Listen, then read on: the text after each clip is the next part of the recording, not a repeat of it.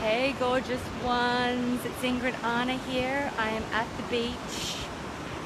I am enjoying myself and having the most sacred, amazing, beautiful experience. The beach here is just so beautiful. I don't know if you can see it all. It's really sunny. It's already 7 a.m. here and it's hot, and I've covered my body up, protecting myself from the sun. And I wanted to do a short little video sending you lots and lots of love as I was reflecting my journey over the past, say, 4 or 5 months, from the time I really started promoting High-End Empire and now completing the program last week. Got a few more Q&As left, but the modules are completed. And I want to say I did work incredibly diligently and in a focused way. There was a lot of outgoing energy. I created the program as I went. One of my clients took a photo of the amount of content that we produced. It was something like, it's like 30 hours of video and literally a binder full that big of worksheets, documents. Hi Steph, prayers, the whole shebang. And there were times when I just went, hey gorgeous girl. There were times when I was so tired. I was exhausted. I had, clients, private clients from my CEO Diva Mastermind to take care of. I had all these new clients that I had to support, and I wanted to support in a way that they really felt that I knew each and every one of them. And that I was there for them. I didn't want to produce a group program where people were lost like a number. So that required a huge amount of energy, and week by week I was actually creating all my PowerPoints, all the content. Hey gorgeous, so many assignments we had to do. They took me hours. Yeah, I know. It's a big up-leveling, and like some of you have said, which is so beautiful, from where you are now, from where you were starting the program and where you are now, you're embodying a completely different frequency, and it's so beautiful to see. That's why I do what I do. And also myself, I'm embodying a completely new frequency as well. So I wanted to talk about hard work. I think that when we are incredibly clear on what our path is and where we want to go, and we put a lot of the not enoughness to the side, obviously sometimes that will come up and bite us in the ass. But there's not, whilst there is work to be done and it can take a lot of energy, there is a very clear path. There's not any of this scattered, I don't know what I'm doing, which I see a lot with entrepreneurs when they come to me. They're not grounded in their bodies. They're kind of like almost like out of their bodies, very disconnected. And I've been there. I did that for years. And what that does is create a lot of work going off in many different directions that is never fruitful.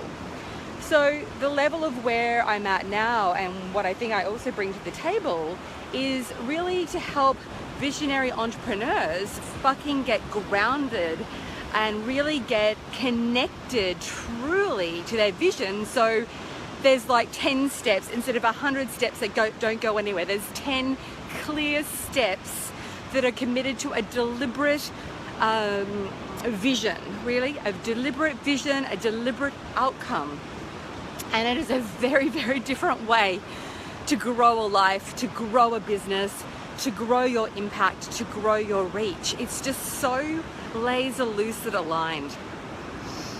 So what did Steph say? Heck yeah, so many people have noticed that I'm totally different and are impressed. I couldn't have done it as quickly without your guidance and support. Well, thank you, Steph.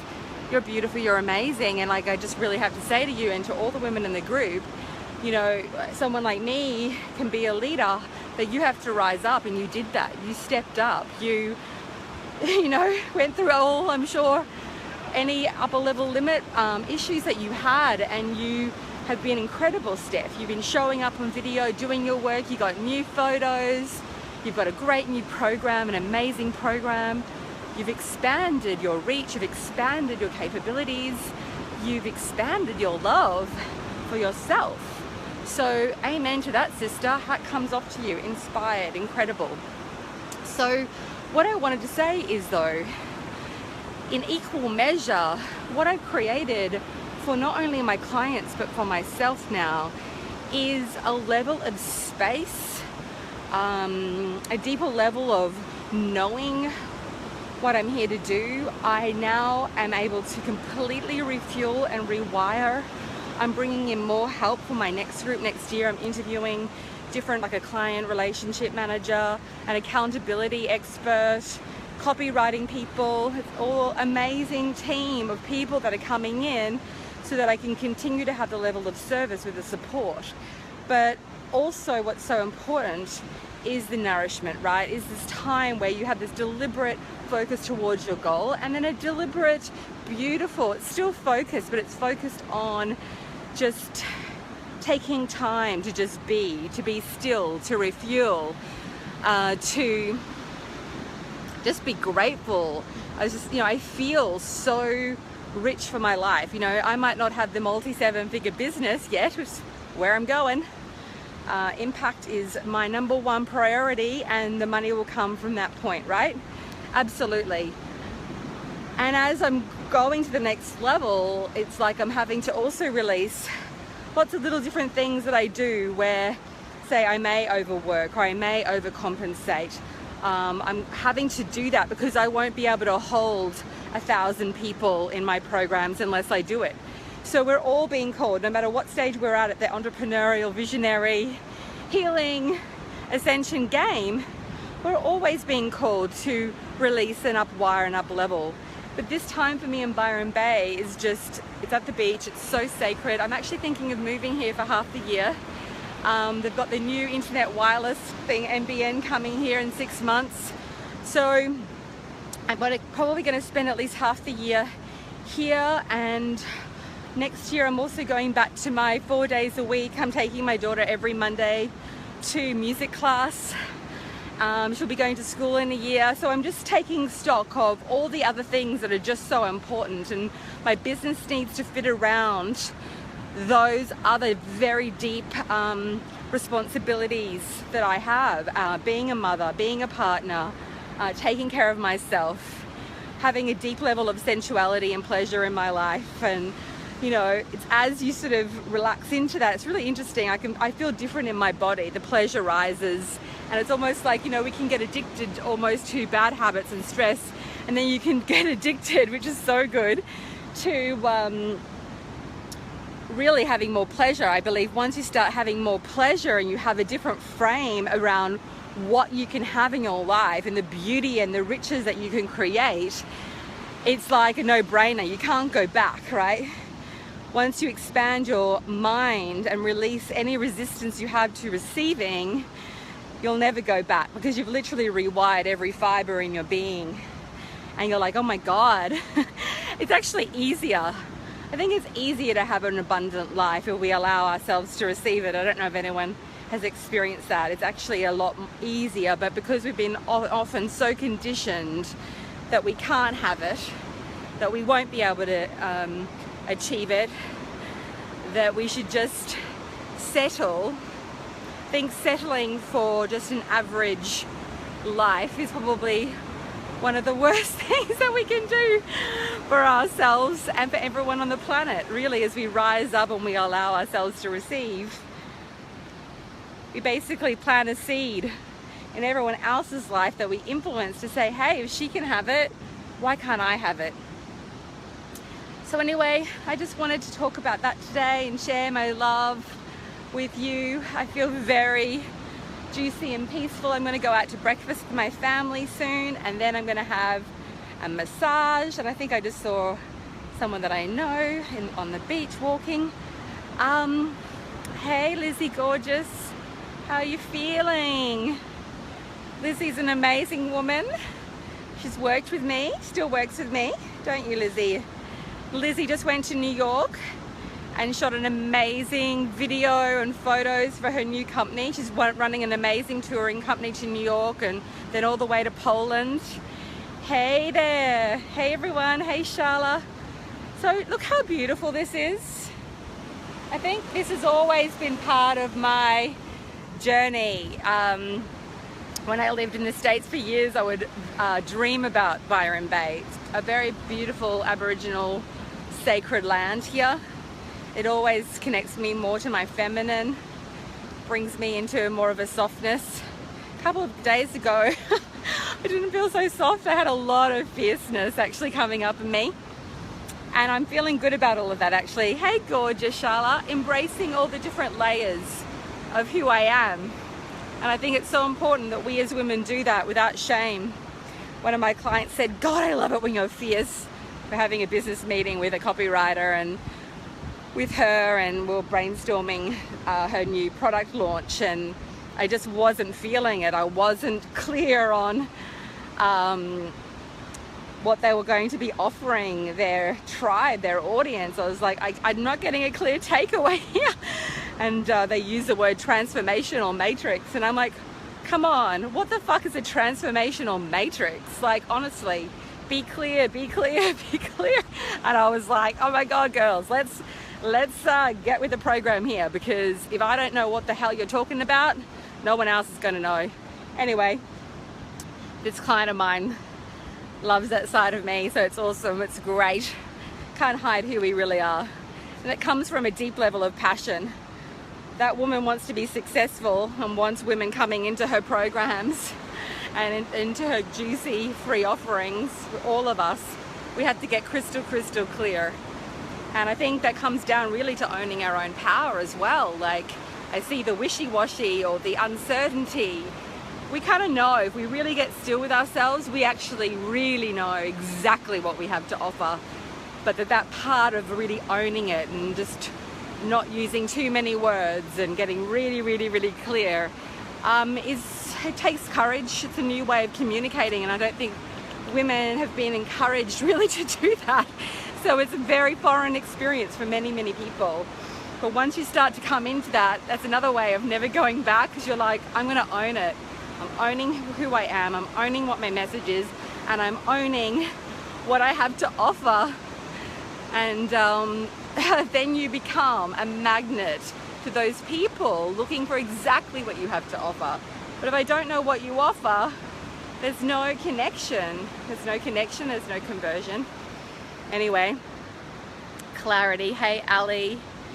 Hey fabulous Lizzie. Oh, waiting for the video. Can't wait to see it. Yes, I want to do some in Byron Bay too. Yes, you've helped me so much with that. Isn't it amazing, hey Ali, when you just get so clear and it just feels so liberating, and it's like, oh my God, why wasn't I doing this all along?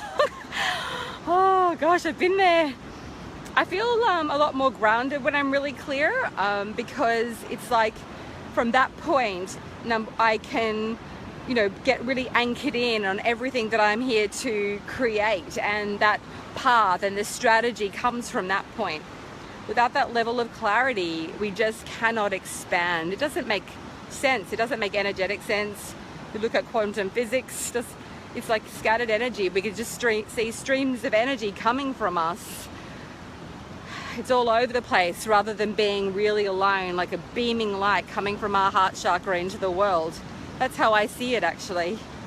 It's like, and then from that point, everything attracts to that point of clarity. It is incredible, really. It's an incredible, beautiful, sacred creation. We're just going to make sure that we're deliberately creating, right? As you all know. Anyway, guys, I'm almost at the end of this beach. I'm going to power walk it to the end and do my prayers. And I'm sending you guys loads and loads of love. But I just wanted to have a little bit of a brag about myself.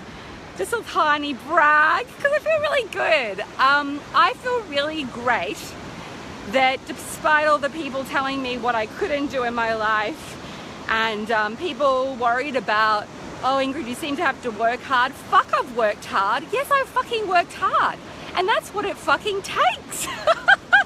Sure, it can be fun. Sure, but it takes work. It takes work on our consciousness. It takes work to set up structures. It takes work to remove everything that is in our way, both energetically, physically, our relationships. It does. But what is so scary about that? There's nothing scary. Sometimes, yes, I was tired, But you know what? I feel fucking phenomenal. I have a business that just keeps growing and growing because I've set up a foundation. I feel so fucking blessed. So, and I have plenty of time off. If I want to work 4 days a week, if I want to take a month off, which I am at Christmas time, I have all of that. And that came from setting up my structures, and it did take work, and it was wonderful, miraculous, beautiful work. Can I get an amen on that? Please. It's just like, let's get real about what it takes. And there is nothing to fear. There's nothing to fear around work when you're doing what you're meant to be doing, when you love your work. Oh my God, it's like, yeah. You know, I had times when I had to spend 2 or 3 days in bed. I was so tired and I was up leveling at the same time. But once I moved through it, I was like embodying another frequency. That's part of life. I think so many women are scared of feeling or scared of challenge. The worst challenge that we can have, the most eroding, toxic emotion that we can have and feeling that we can have in our bodies is we don't live from our heart. When we're not living in our power, that is the most toxic fucking heavy amount of work. Hello, amen, Lizzie. Amen, Sharla. Right? Just, it's work. Yes, Sharla, beautifully expressed. It's work from the flow. It's in, hey, amen, Ali. Seriously, because when you do the work now, you will create this unbreakable foundation, a point of attraction that will seriously take you to places that you could never ever imagine. You will be so supported by all the invisible powers that be. It is a pretty incredible, amazing, beautiful experience. And I think the more that we release any resistance to that and owning our power, the easier it becomes. I think the biggest work of all the work that I've personally had to do is to release my emotional trauma and my emotional pain. That's the biggest. Learning marketing and selling and all of that kind of stuff, yes, there is a skill and art to it, but the biggest journey that I've had to face is my own self and loving myself and releasing trauma from my past and all the chaos and the grief that came there, and having the courage to do that work and to release that stuff and to really come to peace with myself, and in doing so, into peace with others.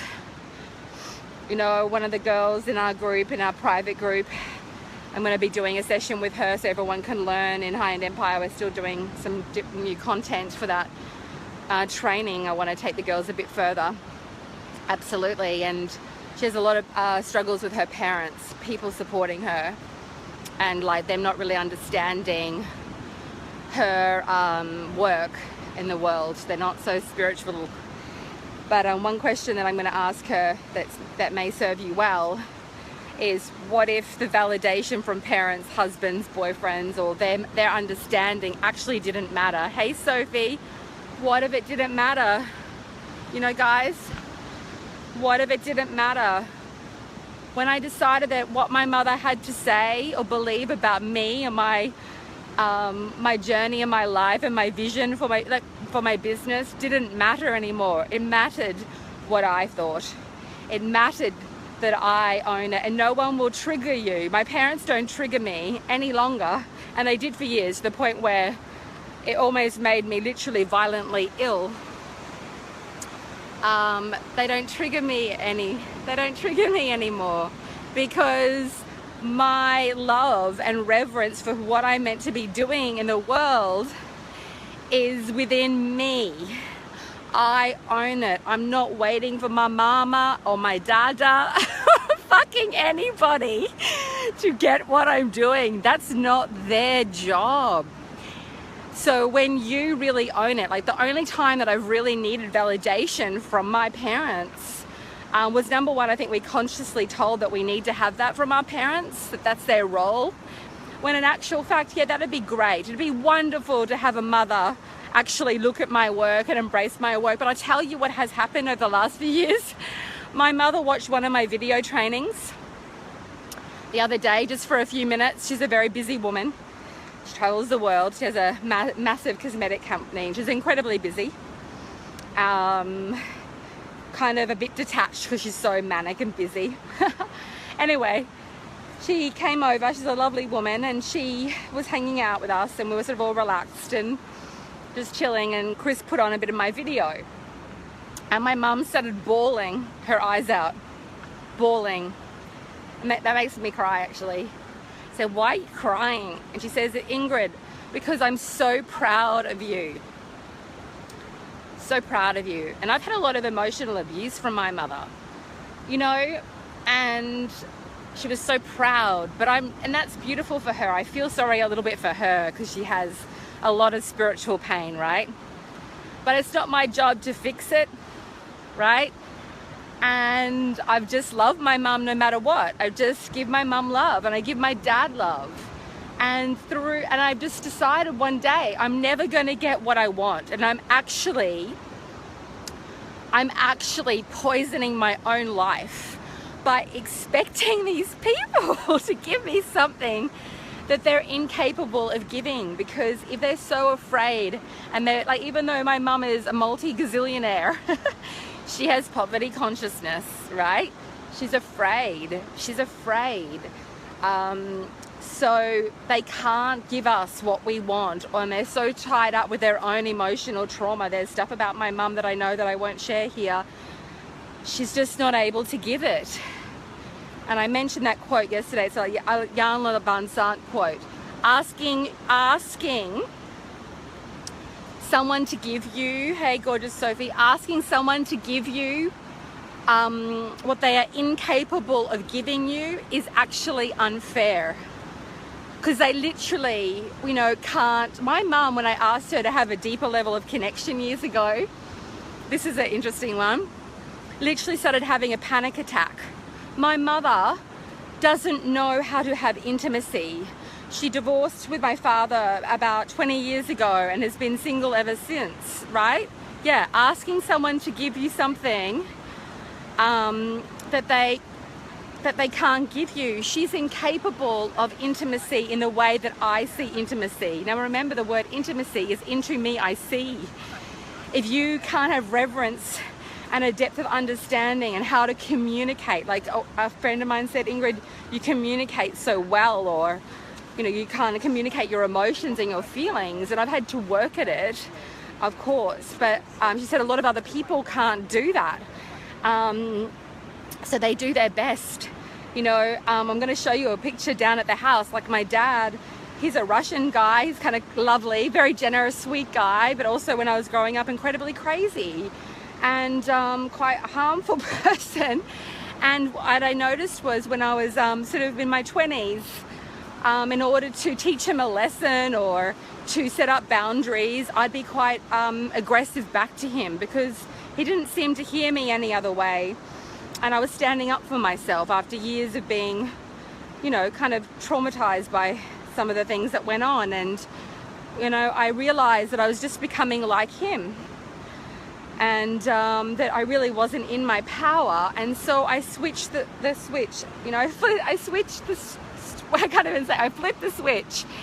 And what I did was I just started being really present and really loving. And I imagined, you know, because I actually wrote about this in my book, like I used to feel like a poltergeist was in me, like I was actually embodying the frequency of my father, and I was becoming like my father. So I just did an energetic cord cutting, and I did lots of prayers, and I just decided to be a frequency of love. And whenever he would yell and scream or anything like that, I'd say, Dad, just take a deep breath. What are you wanting to express? What are you wanting to say? I really want to hear you. Can you really just let me know? And I would remain, I wouldn't, so he'd be, say he was yelling, I would just remain really calm and really grounded. And there's not much room for them to go when you hold that level of love and and you don't buy into that emotion. And the biggest shift that I had to make with both of my parents was that, right, I just didn't need that validation anymore, because I believe so much in myself, because I feel like we only get triggered where we have a weakness, right? So if my mum, I would say, oh, you're not my mum, actually, I remember this. She said to me when I had my clothing line, Body Love, she said, I hate the name Body Love. It makes me want to vomit. It sends chills down my body. I can't stand it. You're going to be broke. And I remember just being like, okay, wow. And years ago, that would have just like sent me into a spiraling, like, oh my God, what, is what I'm doing wrong? Oh my God, I'm a bad person. And I've gone through all those emotions. And then I realized that I had a choice. Yeah, Sophie, I've forgotten a lot of this stuff. Do I take it on? My mum, and like my mum's successful. I remember it. She's driving in this big Mercedes, so she's got all the lashings of like success, material success on her own. And she says, yep, I have a mother like that. It just makes me ill. It just makes me, Ingrid, it's just so, She's always believed that I was a good speaker. Although when I started writing for newspapers and things like that, and became an editor of a magazine, and I've done a lot of writing. Anyway, she read my work and she said, oh, Ingrid, I don't know, your work's not that great. You're a better speaker than you are a writer. And then she proceeded to mark my article up with red pen. That was hilarious. So yeah, I've definitely been tested. And I just realized that if I really loved, or you really love yourself enough and really believe so deeply that you can monetize your movement, your mission here on this divine earth, that you're a sacred, incredible, divine woman, that you're a visionary woman. And that type of woman is very different to most women. Hey, Ellie, right? That is a different level of consciousness that most people can't understand. I don't know if you might associate with a lot of people that are like-minded to you, your friends, people that are your soul family. But don't forget that they are the minority. They are like the 1% of the 1%. So as I said before, it's not our job, right? Yep, it sure is so true. It's not our job. Yep, that I've been feeling ill by her comments. Okay, yeah, Victoria. So I ask you, darling, to release that poisonous stuff and to let it go and to send her love, send yourself love, and detach, because I think the biggest, most scary thing for us, sometimes we don't realize what we're doing, but by going into that and by allowing it to poison us, because it's just words, right? So I know it can have an energy behind it, but and that can really affect us. So we do need to learn to put a barrier of love around us, a white light. And this is where the ritual of prayer and asking the divine to support me and lead me forward has helped me tremendously. And I just, would always visualize a beautiful, streaming, pink, beautiful light going into every single cell of my being. I think I have the warm, fuzzy, pink love visualization that I created up in the file, so you can read it. But I visualize all that darkness coming out of my body, and from the trauma that I've experienced, sometimes it was the color of black, red. It was almost like a festy, disgusting, poisonous energy, a frequency that I would imagine coming out of my body, down through my feet and into the soil. Also try to get really grounded, go into, stand on the beach, go to the ocean, go to a park, get in your backyard, put your feet into the soil and just ask for divine healing. And release all that toxicity. But I feel that sometimes without realizing it, I don't know about you, but for me, for sure, when we perpetuate and buy into the drama, we actually are blocking our calling and blocking the abundance and the riches in our lives, because there's no room. From my life, I was so caught up in that cycle and that shame and the pain and the trauma of that and the never-ending drama. trying to get something from someone that they can't give. It just creates a really, a very unhealthy, incredibly draining dynamic. I had no energy for my work. I wasn't sitting on the beach maybe sometimes I was a little bit having a prayer and a download, but really there were so many levels of sort of resistance and blocks and drama that I couldn't really receive it. And I said yesterday in a video, let's get real, like really doing the work that we're called to do on a bigger scale where you're all possible of going requires a lot of energy. It really does. And so we need to free ourselves up to really focus deliberately on that contribution, on that level of birthing our work into the world. So if it's like having a baby, it requires, if you're having a baby, giving birth, you're not worrying about what your mother or father is thinking, right? You're like focused purely on making sure that that baby stays alive, that you stay alive. That's where your intention is. And that is the level of intention that you must have for your work. So that means putting anything that really is not like serving you to the side and letting it be and sending it love and setting yourself free, and energetically you will begin to more deeply resonate with exactly your message and what you're meant to do and how you're meant to serve, and the right opportunities will start to come to you because you'll have the frequency to receive it. Does that make sense? Because otherwise we're caught up in that drama and it's just takes us off course. So I just want to ask, hey gorgeous Dina, I just want to ask Creator to come in right now. This is such a beautiful feeling and I feel so lucky and blessed to have gotten over that tremendous amount of pain in my life. I feel you guys, I feel you so much. I know it's a beautiful backdrop, isn't it? I can feel the energy of that pain, and I want to say, you are deeply loved by me. You're deeply loved by the Divine Mother and the Divine Father. You're a sacred woman, and I'm sorry that you've been hurt. And I'm sorry that you've been shamed. And I'm sorry you've been blamed. And I'm sorry you've been attacked. And I'm sorry that you've been ridiculed. And I'm sorry you've been judged for what you look like and who you are. I'm sorry that your parents and people around you may not support you in the way that you deserve to be supported.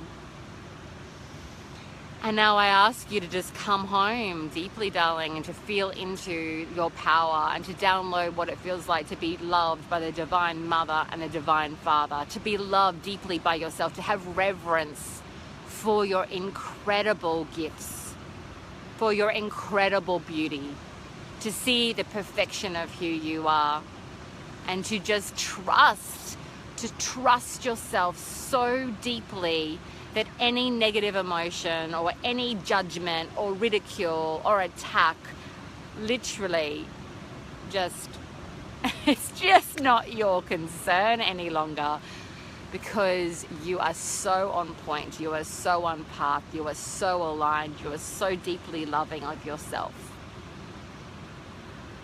And in doing that, you know what happens a lot of the time? All that attack and all that poisonous shit literally doesn't come into your life much anymore, because it's almost like you've sent a message out to the universe like, fuck this shit, I'm not up for this. I'm not up for this engagement. I'm not interested. You can literally also say that to a loved one. You can say, I love you, but I'm not up for this conversation. I'm clear about where I'm going, what I'm doing, and thank you for your concern, and I send you so much love, but I'm really, really clear about what I'm doing, and I feel so aligned. Bless you. And in some ways it dissolves. There's no room for them, as I was saying. They can't really go anywhere with that. If you don't react and you stay in your vibration of being in your power and really owning it, they literally have nowhere to really go. And if anyone is ever really, really attacking and abusive, just learning to say no and pulling yourself out of the situation So you can literally just say, look, I see that you're really upset. I'm going to leave now, or I'm going to disconnect now, and I'll speak to you at another point in time. But right now I'm going, or I'm just going to end this conversation. I'm not up for this conversation. Thank you. Blessings. Bye. You have the right to disengage if it's a really unhealthy situation, and just to walk away. Okay, darling. So I'm going to keep walking. I'm going to go into the water. Going for breakfast, and I'm sending you lots of love. Okay guys, bye.